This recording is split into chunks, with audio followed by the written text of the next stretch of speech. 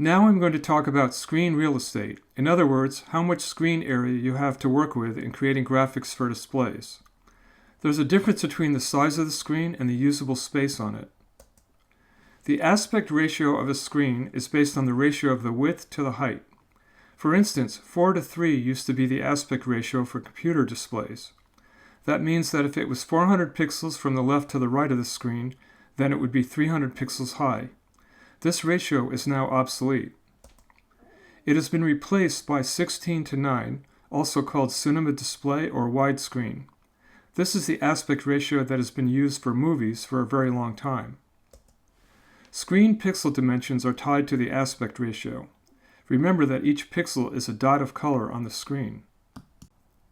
Here is a screen capture of what the default display resolution setting is on my Apple iMac. Pixel dimensions on displays is usually called resolution. I define resolution a little differently, and I'll explain this in the next unit. The resolution setting you see here is not mapping each fixed display pixel to the virtual pixels that form the image of the screen that your eye sees. This display is an Apple Retina display with a native resolution of 5120 by 2880, so the resolution setting you see here is exactly half of that. That means that my display is cleanly using exactly 4 fixed display pixels to form each screen image pixel. Here is what changing the display pixel dimensions to a lower setting looks like on my display. The most obvious difference is that everything is bigger and squeezed into a smaller space, with fewer pixels available to render what's on the screen.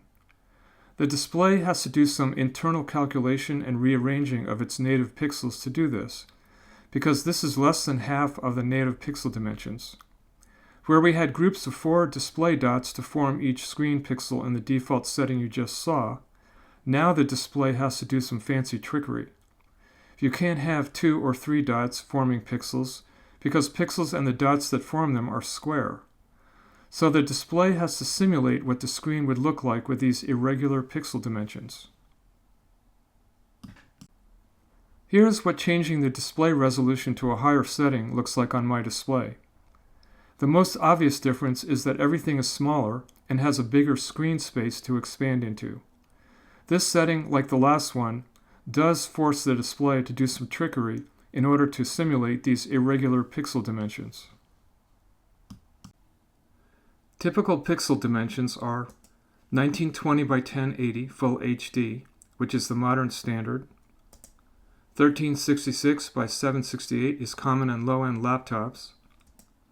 2560 by 1440 QHD, and 3840 by 2160 4K, which is becoming more popular. In terms of usable space, you need to take into account what's called Browser Chrome. This includes browser toolbars, sidebars, and tabs, which consume vertical and horizontal space. You need to account for this in your design, otherwise you may force the user to scroll to see important content. Allow for at least a 100 to 150 pixel margin when designing for full screen. The amount of Chrome varies by browser. That means design for a maximum 1820 by 980 pixels for a standard 1920 by 1080 screen. Responsive design is very important nowadays, with all the different display sizes of mobile phones, tablets, laptops, and desktop computers.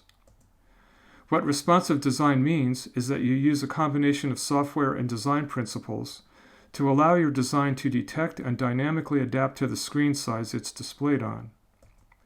Modern responsive frameworks use the principle of liquid layout that forces text and images down as the screen size gets smaller.